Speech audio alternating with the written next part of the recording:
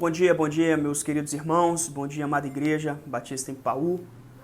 Estamos nessa manhã para mais um estudo bíblico, da nossa escola bíblica dominical. Excepcionalmente, nessa manhã nós interrompemos o estudo sobre as Escrituras em algum tema pontual, para nós trazermos algum esclarecimento sobre a ceia do Senhor e a sua correta observância. Então eu gostaria de orar para que nós pudéssemos ter esse momento de reflexão. Peço a você que esteja com a sua Bíblia perto de você para você acompanhar o texto. Peço também que você ore ao Senhor, se curve diante do Senhor, pedindo iluminação do Santo Espírito de Deus, para que de fato a palavra de Deus ela possa ser eficaz na sua vida, para que você possa compreender de fato a palavra de Deus, no seu sentido específico e pontual, sobretudo numa situação ou numa questão, num elemento tão importante do nosso culto como é a ceia. Vamos orar então? Santo Deus, eterno Pai, nós agradecemos o imenso privilégio e oportunidade que é refletirmos, meditarmos sobre a Tua palavra. Ó Deus, que o Senhor possa nos instruir por meio do Teu Santo Espírito, nos revelando corretamente as Escrituras, que possamos ser diligentes, ó Deus, diante da palavra do Senhor, porque ela nos exorta, ela nos orienta, ela nos ensina os caminhos e os preceitos que nós devemos seguir e também nos orienta quanto à forma correta de adorá-lo. Que o Senhor possa, Deus, por meio do Teu Santo Espírito, estar abrindo o entendimento das pessoas que estão nos acompanhando, que o Senhor possa estar consolando e confortando o coração das pessoas que estão nos acompanhando, que o Senhor possa usar, ó Deus, me usar nessa manhã. O Senhor sabe que eu sou vaso, sou limitado, mas o Senhor tem levantado, ó Deus, para instruir a Tua igreja. Apesar de mim, o Senhor tem instruído a Tua igreja. Que o Senhor possa, ó Deus, falar adequadamente primeiro ao meu coração e também ao coração da Tua igreja, ó Deus. Que o Senhor possa falar ao coração de cada pessoa que nos ouve. Bendito seja o Senhor e que possamos de fato ter uma vida e os nossos atos para honrá-lo, quer no culto, quer nas nossas vidas rotineiras e ao longo da semana. Essa é a nossa oração e a nossa expectativa nessa manhã, em nome de Jesus. Amém. Meus irmãos, nós vamos estudar agora, refletir um pouco sobre o tema ceia. E por quê? Nós sabemos que são duas as ordenanças que nós, os batistas, observamos, outros irmãos evangélicos também. São santas ordenanças dadas por Cristo, ceia e batismo. E nós precisamos fugir de dois extremos, e eu queria trabalhar isso numa introdução. Fugir de dois extremos para nós buscarmos um entendimento bíblico sobre o tema. Quais são esses dois extremos? O primeiro extremo é pensar que os elementos em si, ou os atos em si, eles concedem e conservam salvação àquele que obtém. Para essas pessoas que pensam assim, falta um entendimento adequado sobre o memorial, representado nos elementos. E um exemplo para esclarecer isso, eu trago um texto de Romanos, capítulo 2, 28 e 29, que Paulo fala o seguinte: porque não é o judeu quem é o apenas exteriormente, nem é circuncisão a que é somente na carne. Porém, judeu é aquele que o é interiormente, e circuncisão a que é do coração, no espírito, não segundo a letra, e cujo louvor não procede dos homens, mas de Deus. O texto fala em um sentido de que Paulo estava exortando os judeus, que eles achavam que eles pertenciam ao pacto e à aliança pelo fato de eles terem sido circuncidados na carne. E Paulo apresenta então a chamada circuncisão do coração, que é o novo nascimento, que é a regeneração operada pelo Espírito Santo. O que isso quer dizer? Que o poder da salvação, segundo Romanos, também capítulo 1 e 16, é o Evangelho, pois não me envergonho do Evangelho, porque é o poder de Deus para a salvação de todo aquele que crê. Veja, mas apesar dos elementos não operarem nada por si mesmos, os elementos comunicam graça. São sinais físicos de realidades espirituais. E o que isso quer dizer?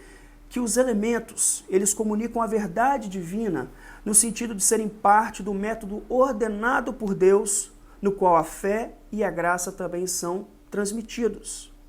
Por exemplo, embora o batismo não salve, e nós sabemos disso como batistas, o batismo na água ele funciona como uma profissão oficial de fé, Ou seja, embora a ceia também não crie comunhão com Cristo e com os santos, existe uma verdadeira comunhão espiritual com Cristo e também com os santos, quando a igreja observa a ceia do Senhor. Isso juntamente. A ceia do Senhor não representa apenas a comunhão, mas ela também exibe e facilita essa comunhão do corpo. Esse é um extremo em que as pessoas atribuem aos elementos poder para conservar e conceder salvação. Mas também é um outro extremo. E é justamente no nosso tempo esse extremo tem acontecido, que é o da banalização dos elementos, ou seja, o fazer uso dos elementos do corpo de Cristo sem discernir o corpo de Cristo. É sobre isso que nós vamos refletir nessa manhã. O primeiro aspecto que eu quero tratar, meus irmãos, e nós vamos chegar no texto para nós dissecarmos ele, a ceia e o batismo, que são as ordenanças, eles funcionam como ilustrações visíveis e exclusivamente como ilustrações visíveis. A gente fala que um gesto vale mais, a imagem vale mais do que 1000 palavras, mas de igual forma também um gesto vale mais do que 1000 palavras. Ou seja, quando nós estamos reunidos e testemunhamos um batismo, nós sabemos muito bem o que aquilo simboliza. Quando nós estamos ajuntados ao redor da mesa, nós sabemos o que aquilo simboliza. Mas o significado da imagem só faz sentido se for entendido por aquele que vê. Ou seja, o mergulhar nas águas no batismo só faz sentido se for entendido para aquele que está testemunhando. O partir o pão e tomar, beber do cálice, só faz sentido para aquele que entende o que está fazendo. Ou seja, o batismo e a ceia do Senhor são inúteis se os seus significados não forem claros. Sem a verdade, os símbolos são destituídos de sentido, eles se tornam vazios. É meramente alguém que está mergulhando numa água, ou meramente alguém que está comendo um pedaço de pão e tomando um pouco de suco de uva ou de vinho. Mas veja, quando os símbolos comunicam a verdade que eles representam, eles se tornam eficazes. Da mesma forma como os símbolos ou os elementos das ordenanças são entendidos, eles se tornam meios eficazes de comunicação da graça divinas. Consequentemente, as verdades significadas nos sacramentos ou nas ordenanças, por assim dizer, são fundamentais para a sua eficácia. Como não há graça sem verdade, as ordenanças são eficazes à medida que ilustram adequadamente a verdade. Em outras palavras, quando nós partimos o pão e tomamos o cálice, quando nós batizamos, nós precisamos entender e ilustrar adequadamente aquilo que aquele memorial representa, aquilo que esse ato representa.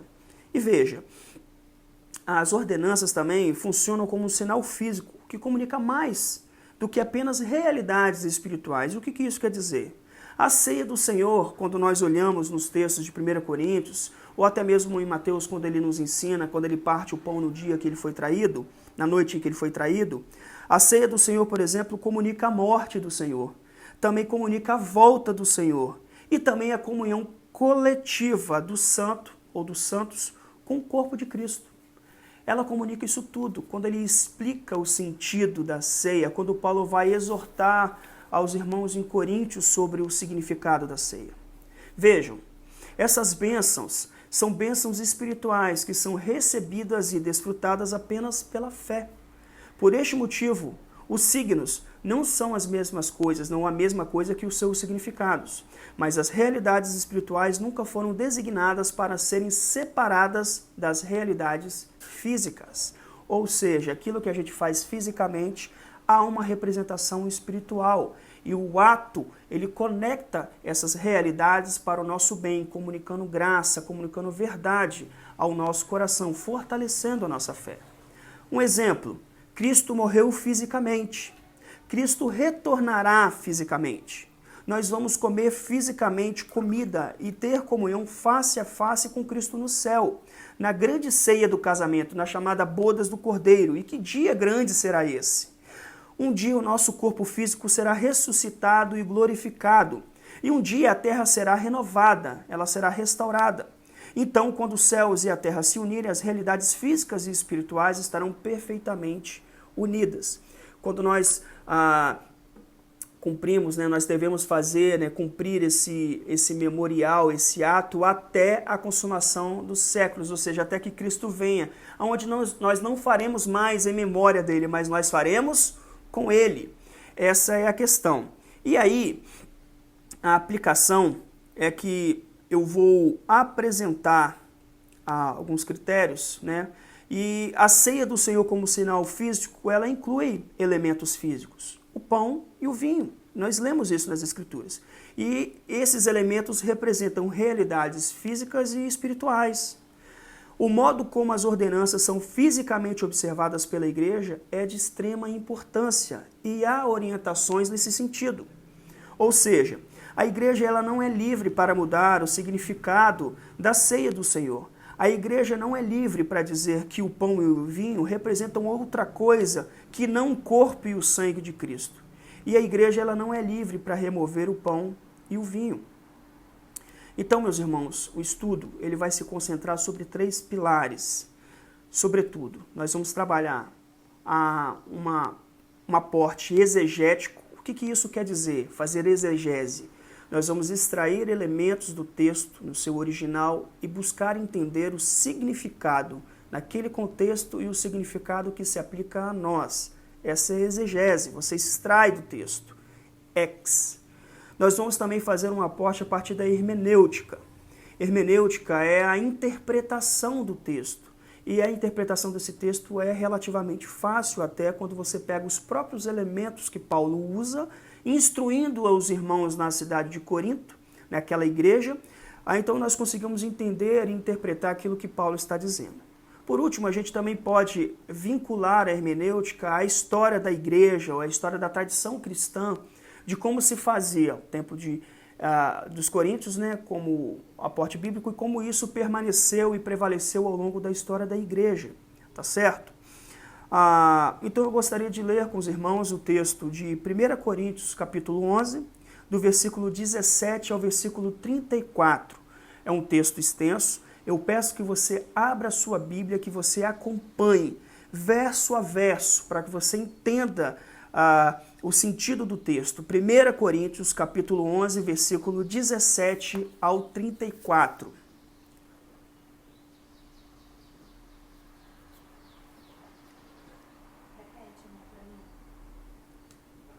O texto é de 1 Coríntios, capítulo 11, versículo 17 ao versículo 34.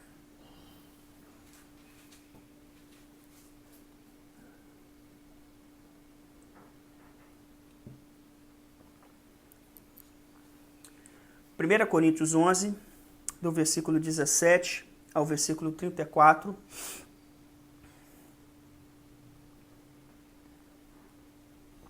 Assim diz a palavra do Senhor. Nisto, porém, que vos escrevo, não vos louvo, porquanto vos ajuntais não para melhor, e sim para pior. Porque, antes de tudo, estou informado haver divisões entre vós quando vos reunis na igreja, e eu, em parte, o creio. Porque até mesmo importa que haja partidos entre vós, para que também os aprovados se tornem conhecidos em vosso meio. Quando, pois, vos reunis no mesmo lugar, não é a ceia do Senhor que comeis. Porque ao comerdes, cada um toma antecipadamente a sua própria ceia. E há quem tenha fome, ao passo que há também quem se embriague. Não tendes, porventura, casas onde comer e beber? Ou menosprezais a igreja de Deus e envergonhais os que nada têm? Que vos direi? Louvar-vos-ei? Nisto certamente não vos louvo. Porque eu recebi do Senhor o que também vos entreguei, que o Senhor Jesus, na noite em que foi traído, tomou o pão, e tendo dado graças, partiu e disse, isto é o meu corpo, que é dado por vós. Fazei isto em memória de mim. Por semelhante modo, depois de haver ceado, tomou também o cálice, dizendo, este cálice é a nova aliança no meu sangue. Fazei isto todas as vezes que o beberdes em memória de mim. Porque todas as vezes que comerdes este pão e beberdes o cálice, anunciais a morte do Senhor até que ele venha. Por isso, aquele que comer o pão ou beber o cálice do Senhor indignamente, será réu do corpo e do sangue do Senhor. Examine-se, pois, o homem a si mesmo, e assim coma do pão e beba do cálice. pois quem come e bebe sem discernir o corpo, come e bebe juízo para si. Eis a razão porque há entre vós muitos fracos e doentes, e não poucos que dormem. Porque se nós julgássemos a nós mesmos, não seríamos julgados. Mas quando julgados, somos disciplinados pelo Senhor para não sermos condenados com o mundo. Assim, pois, irmãos meus, quando vos reunis para comer, esperai uns pelos outros.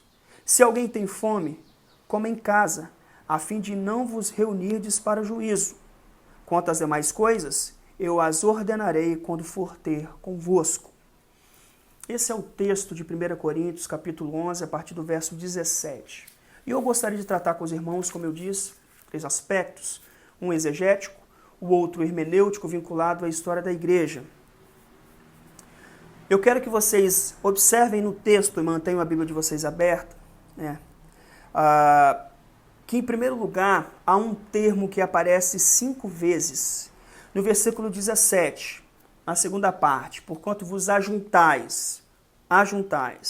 Verso 18, ele diz, quando vos reunis na igreja. O termo é reunis. No versículo 20, quando, pois, vos reunis no mesmo lugar. Reunis novamente. No versículo 33, quando vos reunis para comer. Reunis novamente. E no versículo 34, a fim de não vos reunirdes para juízo. Novamente o termo reunir. Ele usa ajuntar no verso 17, no 18, no 20, no 33 e no 34 ele usa o termo reunir. Esse termo, meus irmãos, ele tem origem numa palavra grega chamada sinerkomai. Sinerkomai. E o que significa esse termo? Em outras palavras, o sentido é o de reunir-se com outros como um grupo, de se ajuntar, de agregar. Esse é o sentido do termo no texto. E essa palavra é formada pela preposição sim, do sinerkomai, né? O sim, que significa com, e pelo verbo erkomai, que significa ir e vir. Em outras palavras, a expressão é ir e vir com, ou estar com, é um conjunto, é agregar. E esse mesmo termo é usado em outros textos, e ele aparece outras vezes nas Escrituras, com outros significados, como vir ou ir junto com uma ou mais pessoas, viajar junto com alguém, ou também unir-se em relacionamento íntimo, ou até ajuntar-se em um contexto sexual. É o mesmo termo que é usado para juntar. Aqui na expressão significa nos ajuntarmos, nos agregarmos, nos reunirmos como um grupo. Em primeiro lugar, quando você olha no aspecto exegético, esse verbo, esse termo, ele aparece no verso 17, 18 e no 20. Depois ele vai aparecer novamente no final dessa perícope, ou no final desse texto, desse trecho, no versículo 33 e 34. O que isso quer dizer? Que esse termo ele forma uma moldura, em que ele abraça todo o texto lido, destacando a importância desse conceito do sinerkomai, desse termo que significa ajuntar, agregar. Se você reparar, né, além do uso do verbo no versículo 18, que é, porque antes de tudo estou informado haver divisões entre vós quando vos reunis na igreja, e eu, em parte, o creio. O apóstolo Paulo, ele qualifica essa reunião como sendo uma reunião na igreja. O termo em grego é sinerkomen rimei en ecclesia. Um termo em grego que é vós reunis na igreja. Veja, o que isso quer dizer? Lá não tinha uma igreja, como nós temos a Igreja Batista em Paú. É óbvio que os irmãos se reuniam em casas, e geralmente nas casas das pessoas mais abastadas da cidade. Mas quando eles estavam reunidos como igreja. Era ali que a igreja estava presente. No versículo 20, Paulo até expressa, quando, pois, vos reunis no mesmo lugar, não é a ceia do Senhor que comeis. E ele qualifica essa reunião como sendo uma reunião no mesmo lugar. Sinerkomenon, oion, rimon, epito autó. É um termo grego. Tive que ir lá no original para extrair esses elementos para entender o real significado. Ou seja, reunião no mesmo lugar, que enfatiza a própria expressão do verbo já utilizada de ajuntar. Bom, em relação aos termos, o argumento exegético, ele encerra aqui, porque o termo e o verbo aplicado, ele é claro no seu sentido e também no seu uso, de que a reunião, ela é local e ela é presencial, e Paulo está justamente tratando da ceia. Ele justamente está tratando da ceia. E nesse caso, meus irmãos, o que eu quero tratar também é que os membros, ou a igreja, quando ela não está congregada e reunida em assembleia, como uma assembleia dos santos, ela não é livre para observar a ceia do Senhor fora das suas reuniões. A igreja ela não é livre para observar a ceia do Senhor fora das suas reuniões. Eu gostaria que você atentasse muito para os pontos que eu vou destacar aqui. A ceia do Senhor ela não é uma ordenança pessoal ou privada. Nós não somos instruídos privativamente ou individualmente como a orar, como a ler a Bíblia, como a buscar a santificação. A ceia do Senhor ela é ordenada numa comunhão, ela não significa uma comunhão pessoal ou individual do cristão com Deus. A comunhão, ela deixa de ter o seu significado e o seu sentido quando ela é realizada individualmente. Já não basta muitos elementos da própria sociedade pós-moderna que trabalha sobre uma individualização de condutas, sobre um afastamento e há um certo... que as pessoas não podem, entre aspas, se meter ou cuidar dos outros, cada um é dono de si. Isso reflete bem o critério porque alguns às vezes querem trazer inovações. Mas no sentido do texto, a comunhão ela se esvazia do sentido quando a ceia não é realizada. Ou seja, quando cristãos buscam participar das ordenanças por si mesmos, ou quando uma família busca realizar a comunhão em seu lar, caracteriza uma grave deturpação do significado, do sentido da ceia. A ceia do Senhor, ela não apenas simboliza a morte de Cristo e antecipa o seu retorno, mas a ceia do Senhor também simboliza a comunhão dos membros da igreja em Cristo. A ceia do Senhor simboliza a comunhão dos membros da igreja em Cristo. E foi por essa razão que Paulo exorta aos cristãos de Corinto a esperar até que toda a assembleia estivesse reunida antes do início da observância da ceia do Senhor, como você pode observar no verso 20. A instrução de Paulo foi que a ceia do Senhor deveria ser uma refeição comum. A ceia do Senhor deveria partir da mesma mesa, deveria ser algo comum, uma comunhão entre o corpo da igreja. E Paulo explica a importância de observar a ceia do Senhor como uma refeição comum. E se você voltar no capítulo 10 de 1 Coríntios, ele fala sobre isso. 1 Coríntios 10, no versículo 16 e no versículo 17.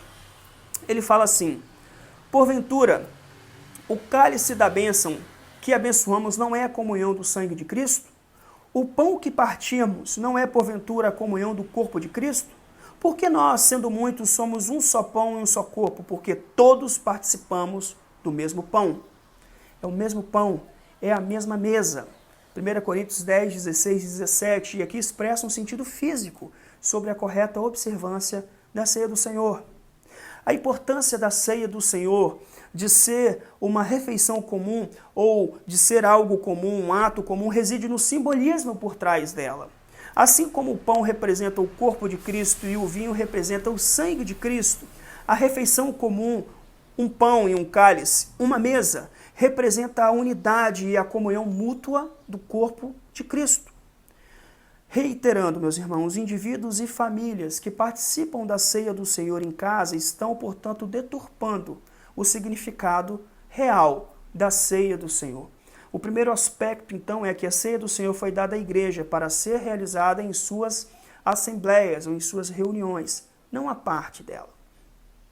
Um segundo aspecto que eu gostaria de tratar é que buscar realizar a ceia do Senhor fora da assembleia significa não discernir o corpo do Senhor. E aqui eu quero que você tenha uma atenção redobrada, porque a ceia do Senhor ela é santa. Veja, lidarmos com ela de modo errado é algo muito sério, é uma coisa séria.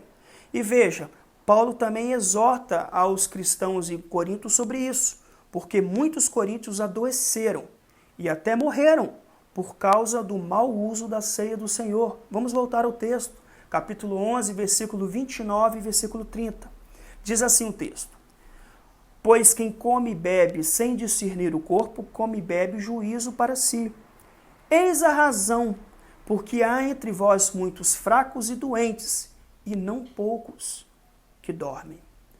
Há uma exortação e uma consequência clara da falta em discernir o corpo do Senhor, da falta de discernir a correta observância da ceia do Senhor. E por que essas ações, ou por que as ações dos cristãos lá em Corinto foram dignas de morte? Porque eles simplesmente observaram a ceia do Senhor sem discernir o corpo de Jesus, sem discernir o corpo do Senhor, conforme a exortação e a explicação de Paulo. Ou seja, eles estavam participando da ceia do Senhor em pequenos grupos, e enquanto não estavam preocupados com o resto da Assembleia. Eles estavam fragmentando a Assembleia e reunindo-se em pequenos grupos, ou em porções menores de certos indivíduos, certas pessoas. Eles estavam comendo e bebendo, enquanto outros membros da igreja ficavam sem poder se achegar à mesa. E esse é o sentido do texto, quando você pega sobretudo do verso 18 ao verso 22. É Paulo exortando aos cristãos em Corinto. Os cristãos lá em Corinto, eles falharam em ver que a ceia do Senhor era uma refeição comum para todos os membros da igreja. A ceia do Senhor foi designada para simbolizar e facilitar a comunhão entre os santos. No entanto, os cristãos de Corinto estavam deturpando o significado ao fazerem refeições particulares, ou seja, ceias particulares em grupos fragmentados. E por que alguns morreram? Porque eles transformaram a ceia do Senhor em um ato mentiroso. A ceia é para o corpo. A ceia não é a parte da Assembleia. E quando você deturpa o sentido da ceia, você transforma o ato da ceia em uma mentira. E essa é a expressão do texto. Então, quando nós fazemos uma refeição em casa e convidamos alguns cristãos, alguns membros da nossa igreja para jantar ou para compartilhar uma refeição, isso é muito bom. Mas nós não podemos chamar o jantar, ou o café, ou um lanche de ceia do Senhor. Isso é importante nós destacarmos, que o fato de termos parte do corpo reunido não dá ali o caráter ou o critério de que aquilo seja uma ceia do Senhor. A ceia do Senhor ela é reservada para quando nos reunimos como igreja. Versículo 18. Antes de tudo, estou informado haver divisões entre vós quando vos reunis na igreja. Paulo reflete, Paulo expõe de maneira clara que essa reunião se dava na igreja ou como igreja, como corpo do Senhor, plenamente reunido. Devemos esperar até que toda a igreja esteja de fato ali reunida para participarmos da ceia. Em outras palavras, nós devemos discernir o corpo do Senhor. Ao discernir o corpo do Senhor, nós devemos examinar a nós mesmos. Ele fala no versículo 28, examine-se, pois, o homem a si mesmo, e assim coma do pão e beba do cálice. E o que é isso? Nós não devemos apenas garantir que os nossos corações estejam corretos diante de Deus e aí confessarmos os nossos pecados. O momento de ceia é um momento de contrição. Mas veja, nós devemos também garantir que os nossos corações estejam corretos diante dos santos. Se você observar o que a ceia nos impõe ao corpo, impõe que nós devemos examinar e nós devemos buscar confessar os nossos pecados ao Senhor. Mas ela também impõe que nós devemos estar com os nossos corações corretos diante do outro, diante daqueles que congregam conosco, diante dos santos. Meus irmãos, vocês têm observado a ceia do Senhor em momentos pretéritos com essa observância?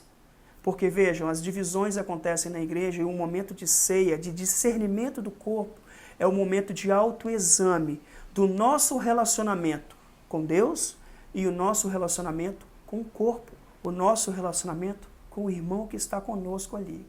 E muitas vezes as pessoas elas não discernem o corpo porque elas mantêm reservas no coração contra as pessoas que estão na igreja. Elas não discernem adequadamente o corpo, atraindo juízo sobre si, porque elas não observem que devem estar com os corações corretos também diante dos seus irmãos. Veja, O texto de 1 Pedro, capítulo 3 e versículo 7 diz que o marido não pode orar sem estar bem com a sua esposa. O texto diz que as orações são interrompidas. Veja, Cristo também fala lá em Mateus capítulo 5, versículo 24, de que os crentes não podem adorar a Deus sem estarem bem com o seu próximo. E você pode observar o texto de Mateus 5, 24. Ou seja, os membros individuais da igreja não podem adorar e participar adequadamente da ceia do Senhor sem que estejam desfrutando de uma boa comunhão com os santos. O texto de Mateus 5, 24, sobretudo, fala no ato de ofertar, quando o irmão está indo ofertar, e ele se lembra, né, que há alguma coisa a resolver com o irmão. O texto fala que ele deixa a oferta, ele se reconcilia com o irmão e depois ele volta e deposita sua oferta no altar. Olha a importância da comunhão que é exaltada, sobretudo, em todos os símbolos, em todos os atos que nós devemos observar. E como os coríntios, se participamos da ceia do Senhor sem estarmos em boa posição com Cristo, sem confessarmos os nossos pecados, e também a sua igreja, nós transformaremos a verdade da ordenança em uma falsidade. E nós sabemos, meus irmãos, que de fato isso pode acontecer, porque as pessoas podem observar sem confessar os seus pecados ao Senhor e também sem se acertarem com os irmãos na igreja, sem estabelecerem uma unidade no corpo. Mas essas pessoas fazem isso, elas fazem atraindo juízo sobre si. E quando a igreja participa da ceia do Senhor como um corpo unificado, ela demonstra a sua unidade coletiva em Cristo Jesus. Quando os membros unidos como igreja participam da ceia do Senhor, eles demonstram essa unidade coletiva com Cristo. Em resumo, discernir o corpo do Senhor significa que não somos livres para participar da ceia do Senhor fora da companhia física e da comunhão da nossa igreja local. Nós não temos essa liberdade ou essa autonomia. Quando a igreja se divide ou se fragmenta em grupos menores e busca realizar a ceia do Senhor, ou quando famílias buscam tomar a ceia do Senhor em casa, isso caracteriza uma deturpação do significado da ceia do Senhor. Esse é o segundo aspecto, que buscar realizar a ceia do Senhor fora da assembleia ou das reuniões significa não discernir o corpo do Senhor. E o terceiro e último aspecto, meus irmãos, é que a parte da assembleia reunida, a ceia do Senhor se torna um sinal destituído de sentido. Veja, as ordenanças, batismo e ceia, representam realidades espirituais e físicas. A ceia do Senhor, por exemplo, não apenas significa a festa física que o povo de Deus um dia desfrutará com Cristo no céu. Nós fazemos até a consumação dos séculos, e como eu disse, nós vamos ceiar até quando? Até ele voltar, porque depois nós não faremos em memória dele, nós faremos com ele. Mas também significa e facilita a presente comunhão que os membros da igreja já desfrutam uns com os outros em Cristo Jesus. A ceia representa, é um prelúdio dessa comunhão que nós teremos. Por isso que nós precisamos estar presentes. E se nós sairmos da Assembleia Reunida, nós esvaziamos a ordenança do seu sentido. E essa é uma parte vital do significado, porque o propósito e eficácia da ceia do Senhor trata sobre isso. A igreja não é livre para alterar o seu significado e propósito, observando-a fora das suas reuniões ou fora das suas assembleias. As verdades, que a ceia do Senhor foi projetada para demonstrar devem ser comunicadas nos elementos e também no modo da sua administração, no modo como ela é oferecido. A pergunta é, o que o corpo representa? O que o vinho representa? O que representa um pão e um cálice, ou seja, o que representa uma mesa? Somente quando sabemos as respostas para essas perguntas é que a ceia do Senhor será um meio de graça eficaz. Se adicionarmos outros elementos à ceia do Senhor que não seja pão e vinho, então estaremos fazendo acréscimos à palavra de Deus. Se nós alterarmos também o modo como nós observamos ou administramos a ceia do Senhor, também estaremos alterando o seu significado. E, consequentemente, se alterarmos o seu significado, estaremos minando a sua eficácia. Sobre essa parte de alterar o significado, de alterar a forma como o Senhor prescreve a maneira correta de observar algum ato observar algum ato de culto, eu gostaria de trazer 2 exemplos que podem esclarecer e elucidar muito bem o sentido de nós observarmos adequadamente a ceia do Senhor. O primeiro exemplo está lá em Êxodo 33. Você pode anotar para você ler com calma depois e eu vou descrever para vocês o que o texto trata. O texto fala em Êxodo da saída do povo do cativeiro do Egito, da escravidão no Egito. Eles atravessam o Mar Vermelho e eles estão peregrinando no deserto. Moisés, então, que foi levantado como líder do povo, ele é convocado por Deus para subir ao Sinai e ali receber as tábuas da lei. Ele também é convocado em outras situações para ser instruído sobre outros processos, outros elementos, sobre a arca, sobre as ofertas, sobre como se deveria proceder em diversas outras questões a respeito do culto ou da relação entre o povo de Deus e Deus. O texto de Êxodo 33 narra que, quando Moisés havia subido ao Monte Sinai, o povo começou a achar que ele estava demorando demais a descer. Então eles vão até Arão e diz assim: faze para nós deuses, ou Deus, aquele que nos tirou da terra do Egito, para que nós o adoremos, para que nós celebremos diante dele, para que nós ofertemos a ele. Então Arão, cumprindo a vontade do povo, ele fez aquela imagem, ele fez aquele ídolo, né? O chamado bezerro de ouro.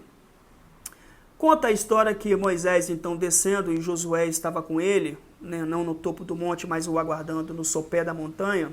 E quando eles estavam chegando no arraial, eles ouviram um grande alarido. E o texto é muito engraçado nesse sentido, porque Josué diz: estou ouvindo o grande alarido. Aí Moisés fala: não é alarido dos que venceram, nem alarido dos vencidos, mas é alarido de cantores, de pessoas que cantam, de pessoas que estão como se estivessem cultuando e celebrando. Quando Moisés se depara com aquilo, o coração dele é rasgado ao ponto dele quebrar as tábuas da lei, porque o povo não estava observando aquilo que Deus havia ordenado. Em outras palavras, qual foi o mandamento que o povo quebrou ali?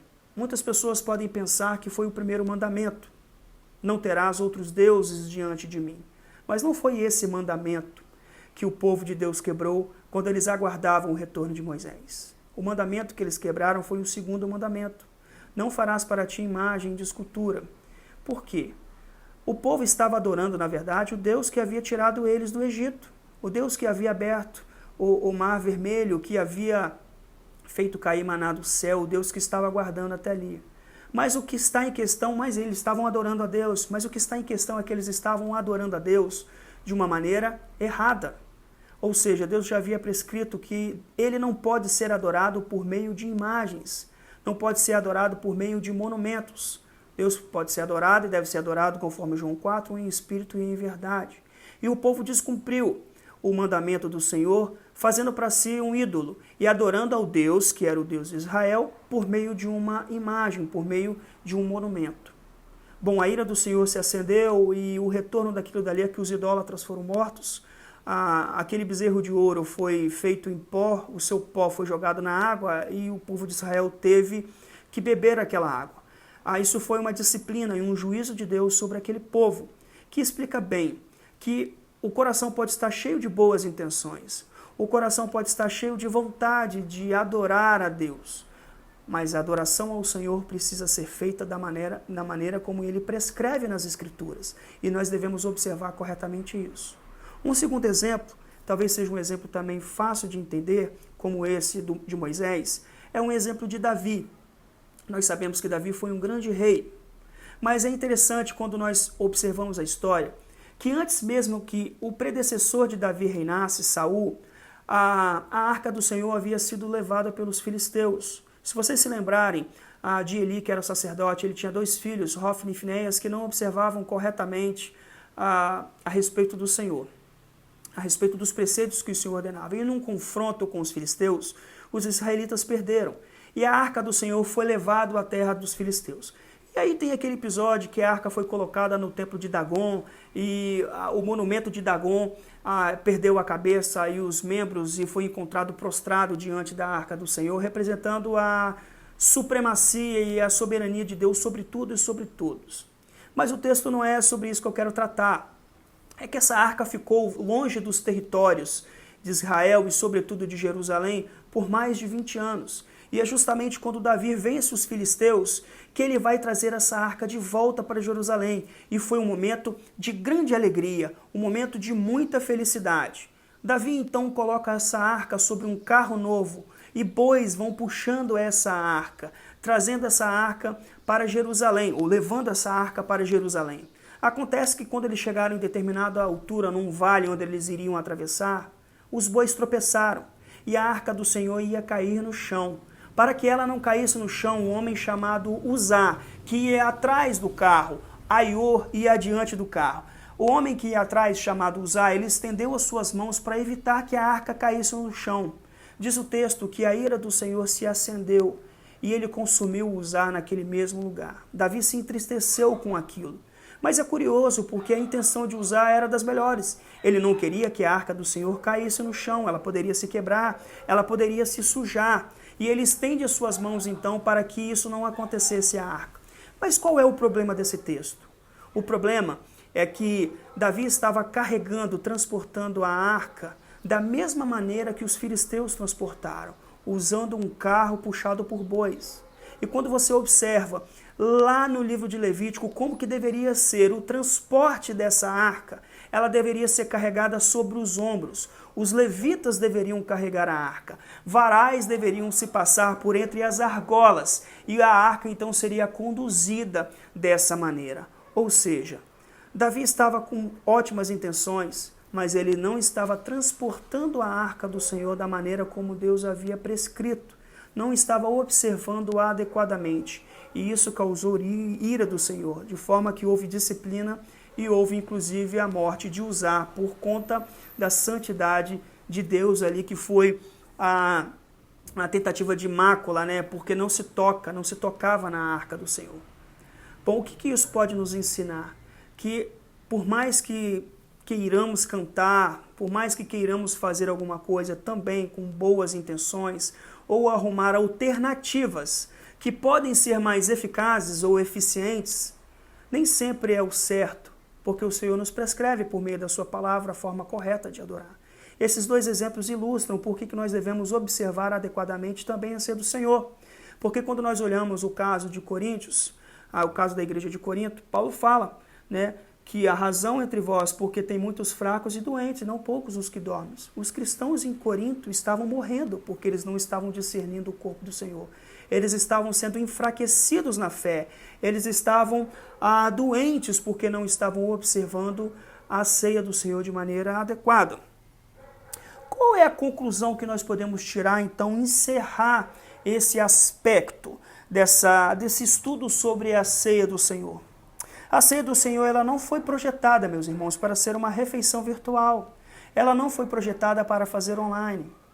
Essas coisas que têm acontecido, essas inovações, eu gostaria de que você abrisse seu coração e você entendesse o que eu vou explicar. Essa pandemia, essa situação de nós estarmos privados, muitas vezes, de estar na casa do Senhor, ela é um juízo de Deus sobre toda a humanidade. Nós estamos sendo privados não para nós arrumarmos substitutos baratos, substitutos falhos, para nós aparentemente fazermos aquilo que nós achamos mais prático, mas nós estamos sendo disciplinados para que o nosso coração se rasgue diante do Senhor, para que nós amemos ao Senhor de todo o coração e depositemos toda a nossa confiança nele, para que nós tenhamos amor pela igreja, para que nós de fato passemos a congregar, entendendo o sentido do culto. E aqui vai uma dica, nós vamos estudar em setembro sobre vários elementos da igreja, sobre o culto cristão, sobre ordenança, sobre disciplina, sobre a liderança da igreja. Não perca os estudos de setembro. Nós precisamos amar a igreja, mas nós precisamos entender, meus irmãos, que há uma forma adequada, porque a igreja não é nossa, a igreja é de Cristo. E nós, compondo um corpo, nós estamos diante então de Cristo como igreja quando congregados e reunidos com o propósito de prestar culto. Ou seja, nós precisamos observar, e não é porque há uma questão prática como cada um na sua casa, cultuando. E o que eu gostaria de esclarecer é que, na verdade, o que nós fazemos são transmissões. mas o culto é um culto presencial, há uma comunhão dos santos e essa comunhão ela precisa ser física. As transmissões elas são bênção porque mesmo na impossibilidade de algumas pessoas estarem presentes na igreja, elas são alimentadas pela palavra, como elas poderiam ser alimentadas por um texto escrito, como elas poderiam ser alimentadas por um áudio escutado. Elas são alimentadas porque elas estão vendo um vídeo da pregação. Mas isso é pequeno, isso ainda é menor, porque nós somos exortados a congregar, somos exortados a estar na igreja. Que você se sinta, de fato, uma intrepidez no seu coração a comparecer junto ao corpo do Senhor, congregado e reunido para esse momento que é primordial, a observância correta da ceia do Senhor. O companheirismo e a comunhão com os santos exigem que a igreja local se reúna. E qualquer coisa menos do que uma refeição comum desfrutada na presença espiritual de Cristo e na presença física dos santos na igreja não é uma coisa real, não é verdadeira. Estar longe, de fato, das assembleias e longe da ceia é difícil. Meus irmãos, há quanto tempo eu não ceio? E quanto o meu coração deseja participar deste momento de comunhão. Eu imagino como que você está em relação a isso. Mas eu te peço, eu te rogo, que você observe e venha discernir corretamente a ceia do Senhor. Pratique e observe a ceia do Senhor da forma como o Senhor prescreve nas Escrituras. Investigue o texto.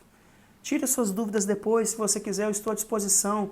Vamos olhar atentamente, porque a maior preocupação não é satisfazer uma necessidade que nós temos como pessoas, mas é cumprir com zelo e observar uma melhor forma como Deus é glorificado, como Cristo deve ser adorado da maneira correta como as Escrituras prescrevem.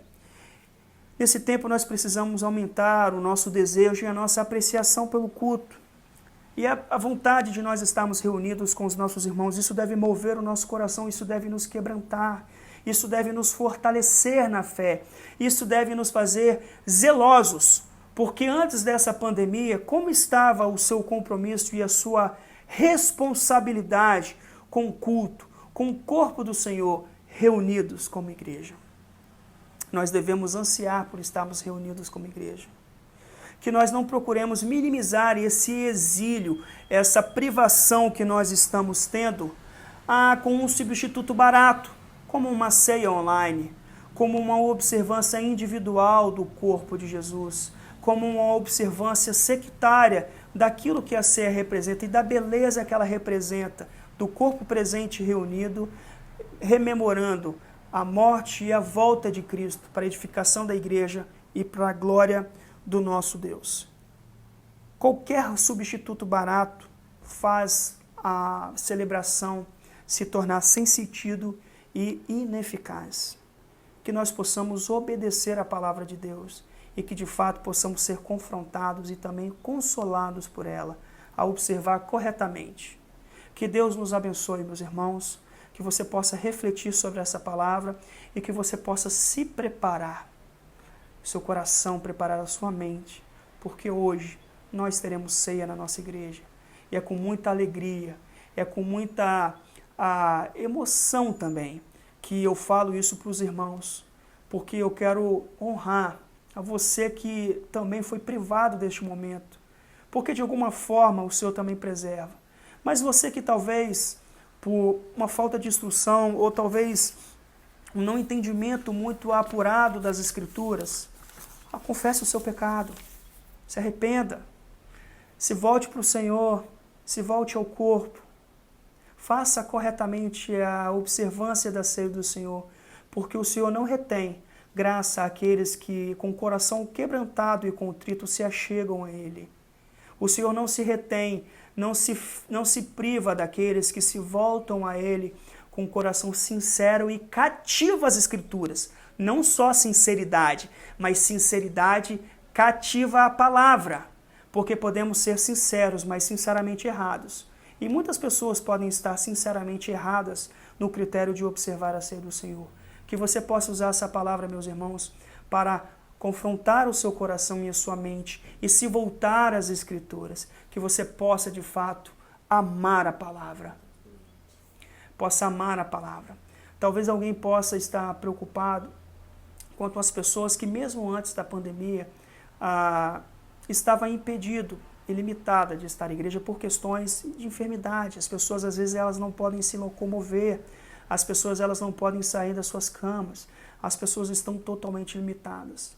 Se nós observarmos uma correta observância da ceia, nada obsta que nós, como igreja, com o culto, com a devida ordem, com os devidos preceitos observados, nos reunamos na casa dessas pessoas como igreja, a igreja reunida. O que não pode acontecer é a igreja reunida e as pessoas saírem para praticar a ceia de maneira inadequada. Nós precisamos sim de estarmos juntos como igreja. Não importa muitas vezes o local, nós estabelecemos a igreja, o templo, como local de culto, pela facilidade, pelas conveniências que tem, pelo espaço que tem. Mas nós também podemos nos reunir na casa do irmão dominicalmente. Se o culto é às 19, nós podemos nos juntar como igreja e ir à casa de um irmão às 17 horas e prestar ali um culto. Veja que maravilha nós fazemos mais de um culto no domingo. Que você possa se voltar para as Escrituras, meus irmãos. Você que talvez tenha observado de maneira inadequada, que não tenha discernido corretamente o corpo do Senhor e tenha deturpado o real sentido, que você possa se voltar para a palavra de Deus e que você possa ser confrontado com a palavra de Deus, mas que você também encontre consolo e esperança na palavra de Deus, porque a correta observância da palavra de Deus e a correta observância da ceia do Senhor transmite graça àqueles que dela participam de maneira correta. Que Deus te abençoe. Eu falo com muito amor a você que está me ouvindo. Eu gostaria que você também compartilhasse esse vídeo com as pessoas que talvez você ache que seja importante. E que você entendesse que a nossa igreja, a Igreja Batista em Paú, ela partilha desse posicionamento. Ela partilha dessa perspectiva. A liderança está em torno desse preceito da palavra pelo zelo que ela tem, pela correta observância das Escrituras. Nós não podemos nos comparar com outras igrejas, porque eu também não vou me comparar com outros líderes religiosos. Eu me comparo a Cristo. E a nossa igreja não precisa se comparar às outras igrejas, ela precisa se conformar à palavra de Deus. E nada mais vai importar, meus irmãos, que nós possamos nos conformar à palavra de Deus e sermos, de fato, radicados e firmes nesse critério. Amém? Que Deus abençoe a cada um. Vamos orar mais uma vez? Santo Deus e eterno Pai, a Tua palavra é viva e eficaz, ó Deus. Ó Senhor, Tu sabes o que vai no meu coração, Tu sabes, ó Deus, o como nós, naquele púlpito em Paú, sobretudo o pastor Felipe, o irmão Gianderson, ó Deus, nosso seminarista, e eu, Deus, ali também tutelados pelo nosso querido diácono Juarez, como nós somos zelosos pela Tua palavra, Deus, somos zelosos. Ó Deus, que a Tua igreja possa ser movida pelo zelo e pelo amor à Tua palavra somente. Que possamos eliminar os falsos deuses, possamos eliminar os ídolos do nosso coração, essa satisfação barata que muitas vezes nós queremos encontrar. E observar corretamente, ó Deus, aquilo que o Senhor nos prescreve pela Tua Escritura, como nós temos tanto a caminhar, e como depois de tanto tempo nós tropeçamos em coisas tão pequenas. Ó Senhor, tem misericórdia da Tua igreja. Tem misericórdia de nós, ó Deus. Que o Senhor possa nos instruir com a Tua palavra. Que o Senhor possa nos instruir por meio do Teu Espírito. Revela a Tua verdade e a Tua palavra a nós.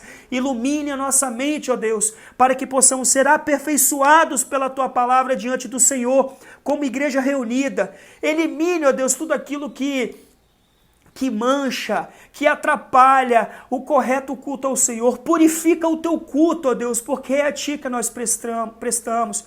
Purifica o coração do Teu povo. Arranca de nós os nossos ídolos, ó Deus, para que nós possamos ser santificados pela Tua palavra e diante da Tua palavra, diante de Ti. Fortalece a Tua igreja, ó Deus. Vivifica a Tua igreja e nos prepara para a ceia de logo mais, como uma expectativa das bodas do Cordeiro, que nós possamos entender o real sentido da ceia do Senhor. Abençoa a Tua igreja, Fortifica e fortalece a tua liderança. Fortifica e fortalece os membros. Levanta líderes. Levanta homens corajosos, homens másculos, segundo a tua palavra. Ah, Deus, levanta mulheres, uma feminilidade, ó Deus, de acordo com a tua palavra. Levante filhos radicais que obedeçam aos seus pais e que estejam crescendo na graça e no conhecimento do Senhor. Levante jovens e adolescentes fortes, porque vencem o maligno e que sejam fortalecidos pela tua palavra. Levante anciãos sábios e aptos para ensinar aqueles que são mais jovens, ó Deus, na graça e no conhecimento do Senhor. Fortalece a tua igreja, ó Deus. Nós aguardamos e esperamos um avivamento que venha do Senhor, um momento, ó Deus, de renovo para a tua igreja. Nos instrua pela tua palavra, porque que nós possamos ser tudo pela sua palavra e nada contra a tua palavra. Essa é a nossa oração, ó Deus. Em nome de Jesus. Amém.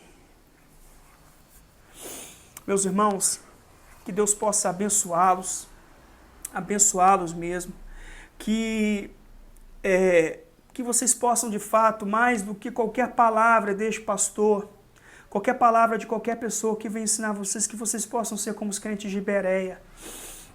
Nós precisamos, meus irmãos, de uma renovação radical nas nossas vidas. Eu preciso de uma renovação radical na minha vida também, de me voltar de maneira mais íntima, com mais intrepidez à palavra de Deus, como a nossa igreja precisa voltar a princípios basilares na palavra de Deus. Que Deus possa ser gracioso e misericordioso para conosco, que possamos ser instruídos na palavra de Deus, na palavra dele, e que possamos, com os nossos cultos, com os atos dos nossos cultos e com as nossas vidas, manifestar uma oferta com um cheiro suave ao Senhor, daquilo que Ele quer, com obediência e observância aos seus escritos, à sua palavra. Meus irmãos, que Deus abençoe a cada um, que vocês tenham um ótimo domingo na presença do Senhor, que vocês possam observar adequadamente esse dia na presença do Senhor e refletir sobre essa palavra, que vocês possam se preparar para o culto de logo mais. Que Deus abençoe cada um de vocês. É com muito amor que eu encerro essa transmissão. Amém? Estejam com Deus e espero vocês logo mais na igreja. Que Deus abençoe vocês.